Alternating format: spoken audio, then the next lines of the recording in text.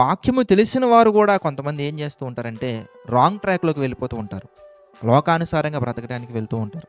YouTube videos ఎక్కువగా చూడటం గావచ్చు, అనవసరమైన వీడియోస్ చూడటం గావచ్చు, లేదా మరి లోక సంబంధమైనటువంటి కార్యక్రమాలు, పాటల పోటీల్లో, డాన్స్ కార్యక్రమాలలో, ఆటల పోటీల్లోకి వెళ్ళిపోవడం గావచ్చు.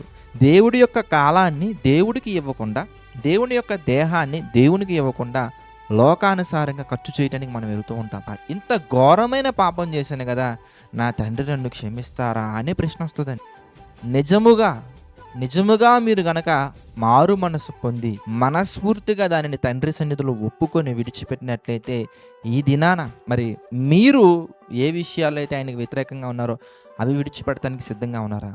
వాక్యమైతే వింటున్నాం బానే ఉంది. సువార్త కూడా ప్రకటిస్తున్నాం బానే ఉంది. సేవకు కూడా వచ్చున్నాం బానే ఉంది. కానీ ఏ ఏ విషయాల్లో దేవునికి దూరంగా ఉన్నారో ఒకసారి ఆలోచించండి. ఆ విషయాలను ఒప్పుకొని విడిచిపెట్టకపోతే పెను ప్రమాదం ఉంది ప్రియులారా. అదే విషయాలను ఒప్పుకొని విడిచిపెట్టి తండ్రి సన్నిధిలో మోకరించి ప్రార్థిస్తే అపరిమితమైన ప్రేమ మీరు పొందుకునే అవకాశం ఉంది.